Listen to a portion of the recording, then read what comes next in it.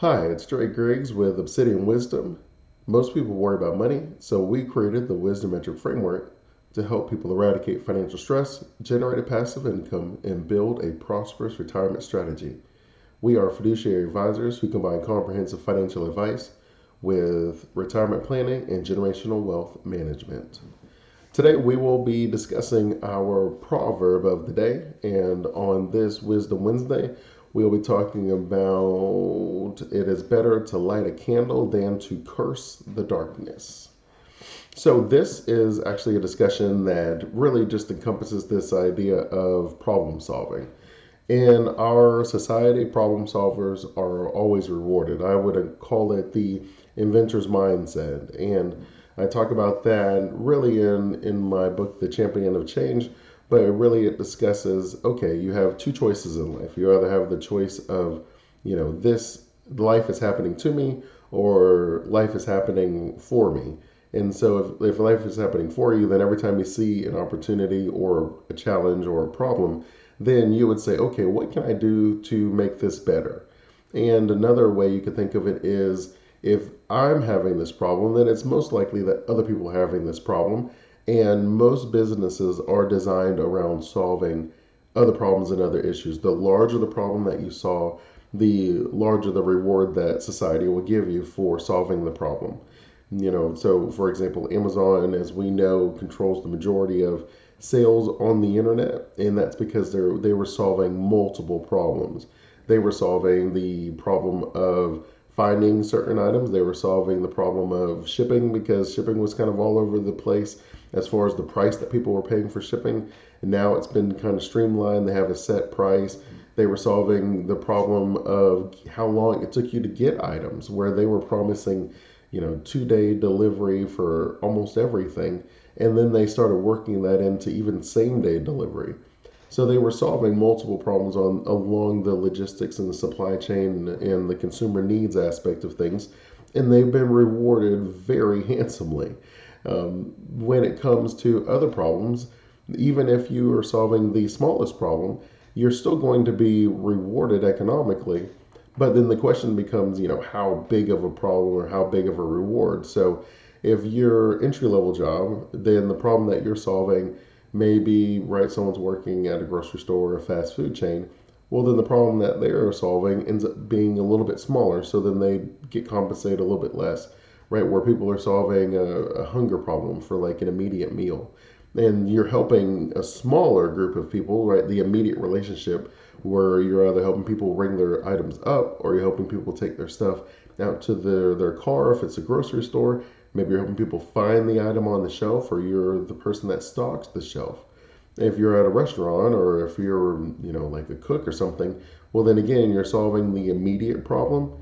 But then you'll notice that the difference in the reward is different versus the person who's solving the problem by building the building and taking all of the risk, where they're buying all of the food and they're paying all of the staff, and then they hope that people will come in, hope and the confidence sense where, I've invested in strategies where I've set things up and that it should work versus I hope as in I just put a sign on the door and I hope everybody comes in. And so when you're talking about dealing with problems and the reward in the system, that's what we reward. So you always want to have the mindset where you're solving problems. And what I mean is, even if you have a job in a restaurant where you're like, okay, I'm not being paid that much because I'm not providing enough of problem solving, maybe what you'll end up doing is you'll see a problem within the structure of that job. And then you don't just say, well, that's just the way it is.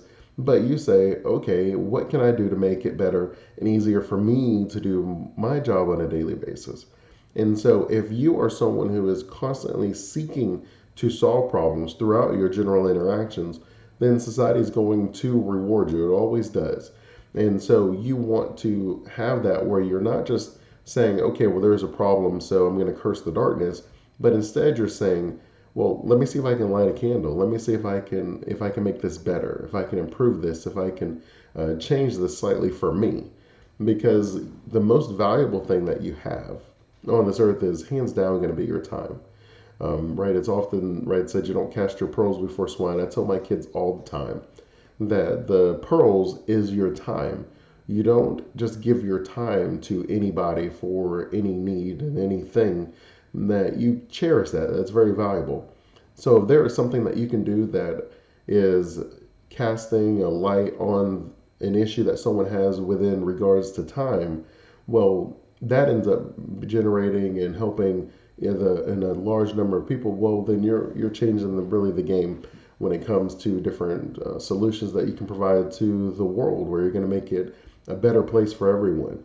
And whether you're dealing with, like, I don't know why, but people going to space, well, that's something that people want to do, and it ends up being a very lucrative, a lucrative field, and it takes a lot of money, obviously, to get the science right on that.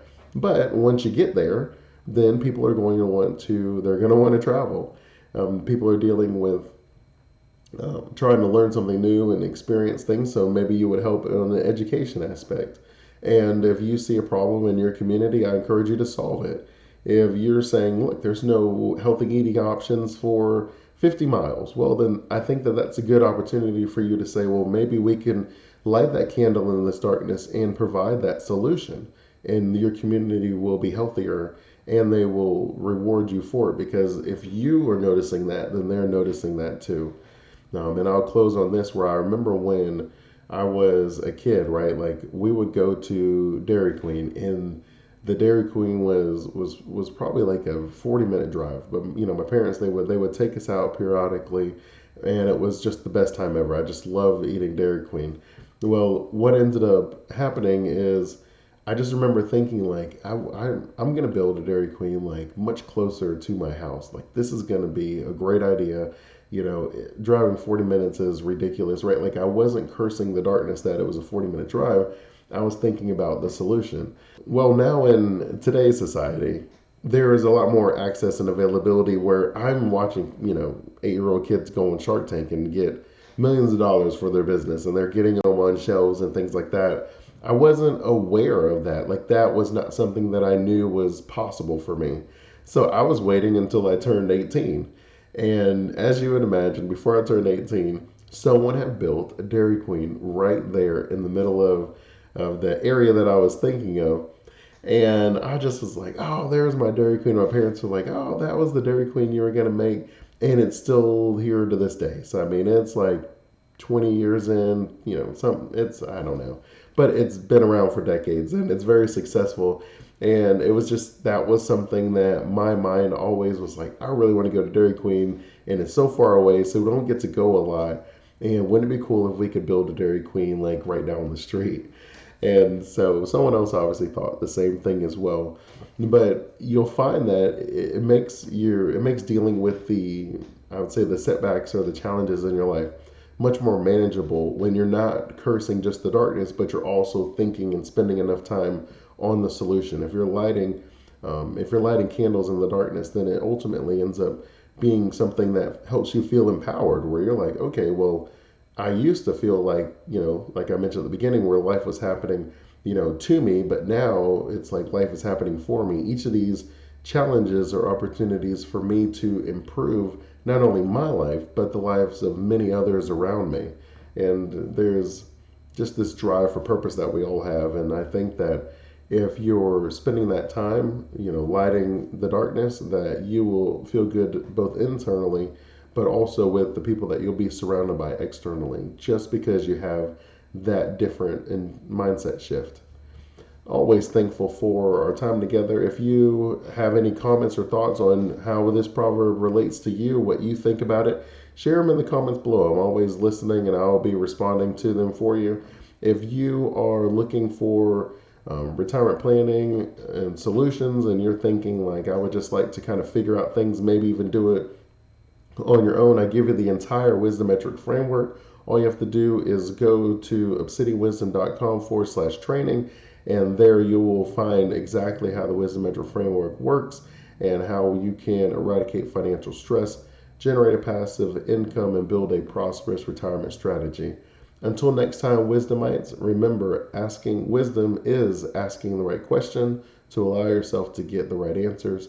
Keep asking those questions and you will keep getting those answers. Continue blessings.